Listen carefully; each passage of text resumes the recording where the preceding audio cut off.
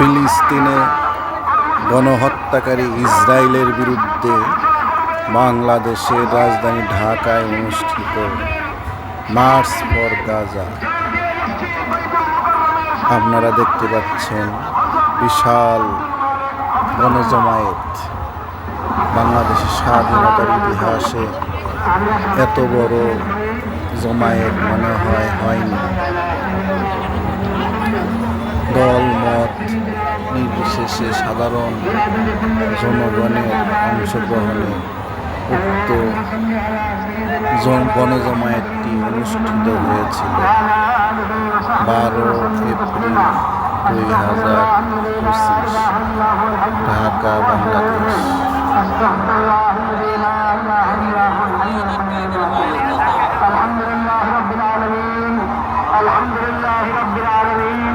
الحمد لله رب العالمين والصلاة والسلام على سيد المرسلين وعلى آله وصحبه أجمعين.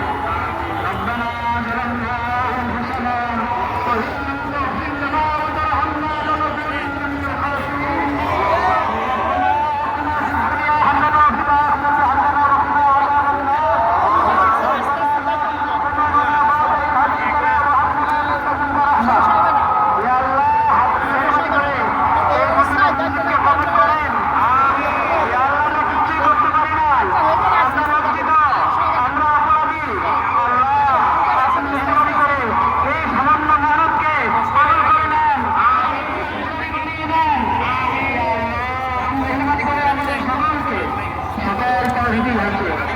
বাংলাদেশের সবার জনগণকে এইভাবে দান করেন। আমাদের জীবনে অপরাধ এটা কারণ হয়ে থাকে বিশ্বব্যাপী নিরাপত্তার ব্যবস্থা খারাপ হওয়ার ক্ষেত্রে। সেজন্য আমরা সবাই খালিদ দিলে তওবা করি, সবাই খালিদ দিলে তওবা করি, আল্লাহর নিয়ামতের শুকর আদায় করি, সকাল বেলা থেকে বেঁচে থাকার চেষ্টা করি, সকাল থেকে চেষ্টা করি, সকল অপরাধ থেকে বেঁচে থাকার চেষ্টা করি। আজকে যে এটা নিশ্চিত যারা আসেন তাদের পক্ষ থেকে, যারা আসেন না তাদের পক্ষ থেকে, যারা এই মিছিল সমাবেশে উপস্থিত হয়েছেন তাদের পক্ষ থেকে, যারা আসতে পারেন না তাদের পক্ষ থেকে, বাংলাদেশের সকল স্তরের সকল জনগণের পক্ষ থেকে, ওরা মুসলিম উম্মতের পক্ষ থেকে প্রতিবাদ প্রতিবাদ প্রতিবাদ। আল্লাহ আপনি মেহরবানি করে কবুল করেন, আপনি কবুল করেন, শিশুদের রক্ষা করেন, নারীদের রক্ষা করেন। আল্লাহ আলাদা রক্ষা করেন, আলাদা মুসলমানদের হাতে ফিরিয়ে দেন, হাতের মধ্যে মুসলমানদের হাতে ফিরিয়ে দেন।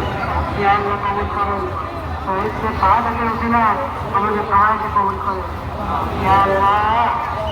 আল্লাহ পুরা বিশ্বের মুসলিম হুকুমরানকে, ক্ষমতাবানকে এই কথা বোঝার তৌফিক দান করেন। সে তারা যদি পায় মিটিয়ে আল্লাহ আল্লাহ আকবার, আল্লাহ আকবার, আল্লাহ আকবার, আল্লাহ আকবার।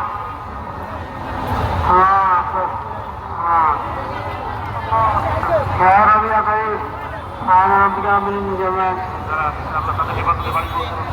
যারা করতে হয়েছে সবাই অবস্থা শেষে এই অবস্থায় ফিরে যেতে পারে সেই তৌফিক দান করুন।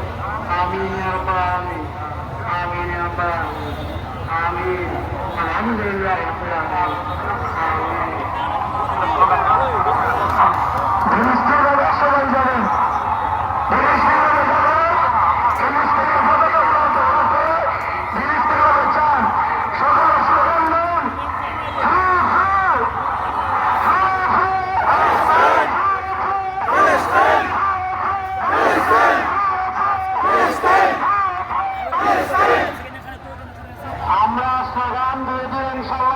নিরাপত্তার সাথে যাব। আজকে যেহেতু এটা আমাদের জনজমায়েত ছিল, আমাদের উদ্দেশ্য ছিল সারা দুনিয়াবাসীর কাছে, বিশ্ববিদ্যালয়ের কাছে মেসেজ দেওয়া আমরা গাজায় যে সরকারের সর্বনিকৃষ্ট গণহত্যা চলছে সেই গণহত্যার বিরুদ্ধে বাংলাদেশের মানুষ আমরা একসাথে আজকে মেসেজ দিয়েছি। আমরা ইহুদি জায়নাবাদ